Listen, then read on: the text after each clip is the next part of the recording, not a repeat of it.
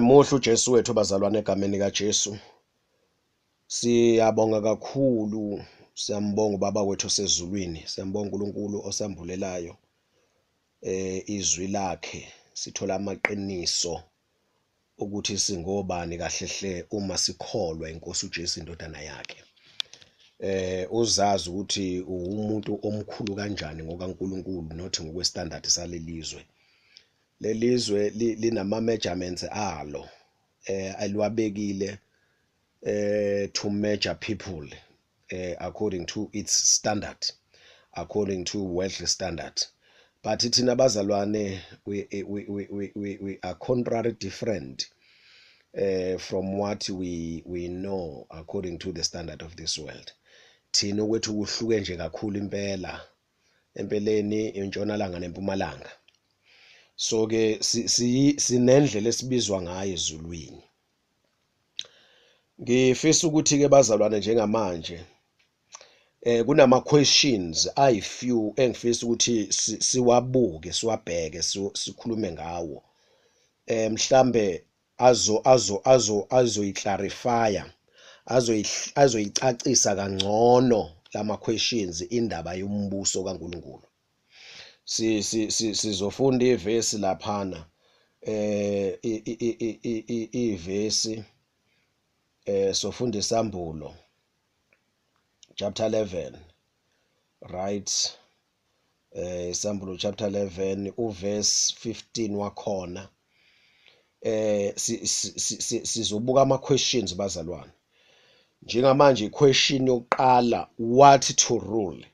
Uma kuthiwa singabe umbuso kaNkulunkulu, siwumbuso kaNkulunkulu, one day sizobusa neNkosi uJesu, then we're gonna rule the kingdoms of the world one day, right? Umbuzo uthi what to rule, noma impendulo sengishilo ukuthi ke imibuso kingdoms of the world, imibuso yalelizwe ezobuswa yithi. Right, ukubusa lokho bazalwane ngifisa ukugcizelela ngakaphendula umbuzo what to rule. Indaba ithi umbuso kaNkulunkulu, uma samukela uJesu siyanqoba umbuso obumnyama. Asingabe sisabuswa amademoni nemfundiso zawo nama influences zawo.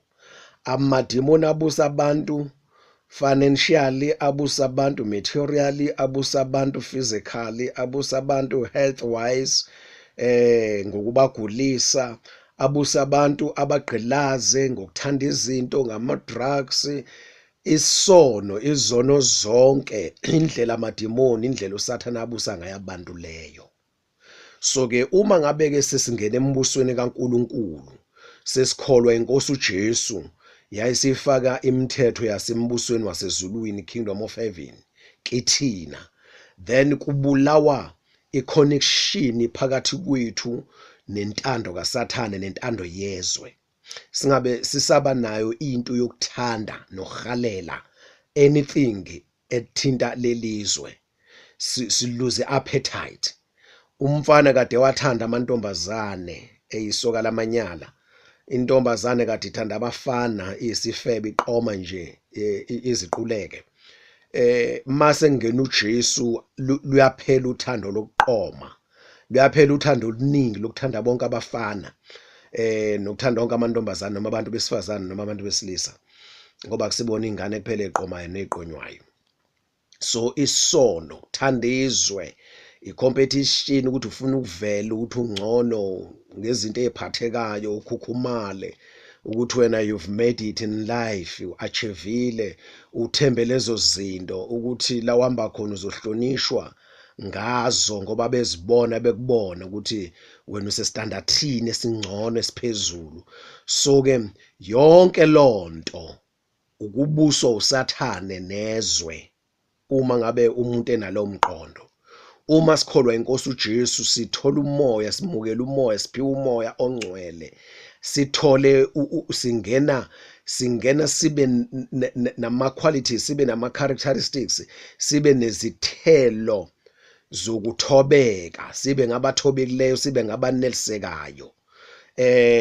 Njoba ngichazile kwenye order ukuthi embusweni kaNkuluNkulu ama characteristics akhona athini.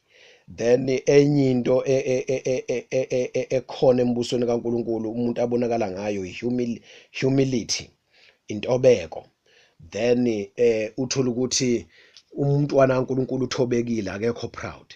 Ngisho ngaba nazo izinto eziphathekayo zalelizwe uyazi ukuthi akusizona ezakhe ezalelizwe, one day uzoyishiya. So ke umntwana kaNkuluNkulu ebonakala ngehumility, nanokucabangela abanye abantu ukuthi akanayo selfishness ukuthi okwami is about me. Uyathanda ukushare, uyathanda ukusiza kwabanye abantu, uyabona, angabi nayo ini selfishness, yabona. So manje uma ukhuluma ngombuso kaNkuluNkulu ukhuluma ngendaba yokuthi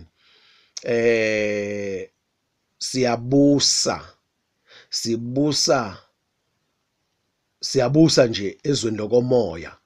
Usathane namadimoni emoya yonke engcolile asibuswa usathane nawo yonke amadimoni, asibuswa indlela zalelizwe, systems of this world control usathane, kodwa yithi sibusayo singaphezulu.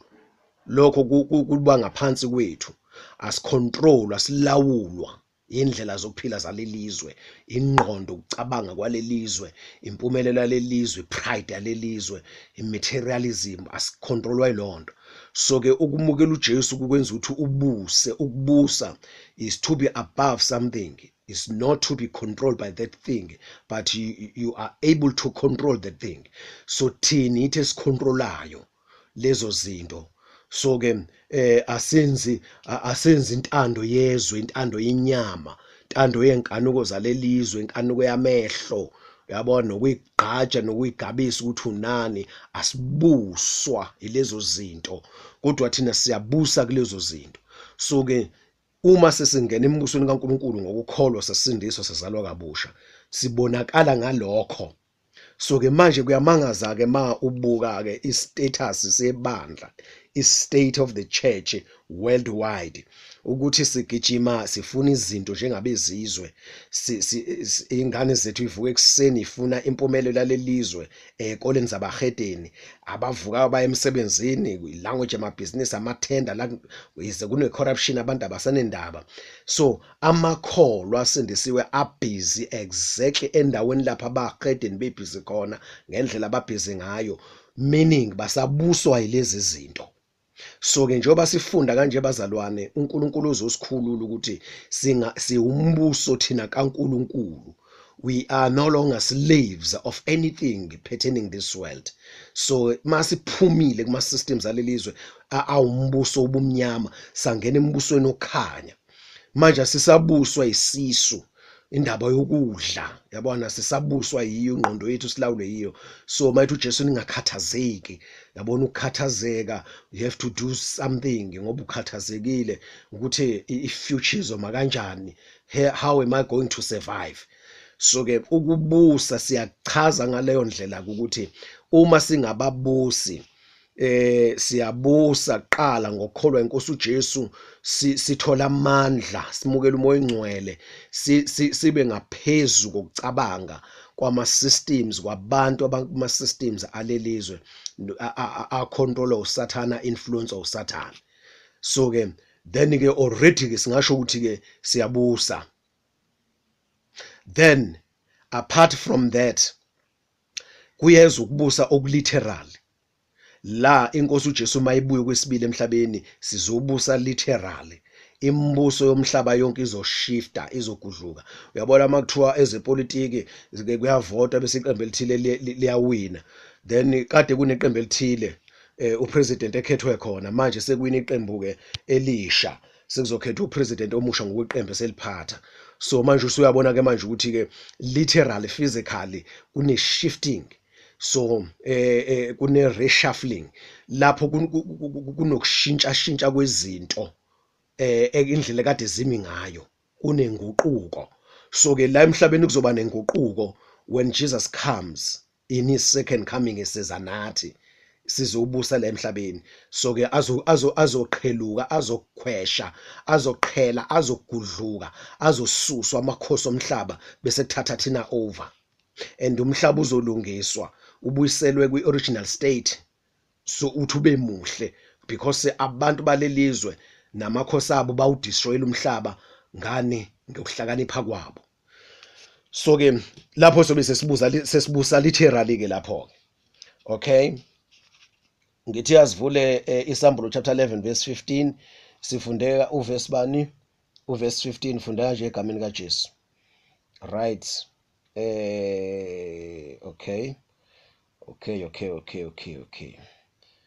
Okay, nakho sesiyafika. Ingelosi yesikhombisa yayisibetha, kwase kuba khona amazwi amakhulu ezulwini athi, umbuso wezwe usungo wenkosi yethu nokaKristu wayo, iyakubusa kuze kube phakade naphakade. Umbuso wezwe usungo wenkosi, that is God Almighty, inkosi yethu nokaKristu, that is Jesus Christ, wayo uKristu wenkosi, uKristu kaNkulunkulu, iyakubusa kuze kube phakade naphakade. There will come a time la uNkulunkulu ezosukuma manje a-acte njengamanje usamdedela usathana ukuthi abuse lo mhlaba ngengqondo yakhe.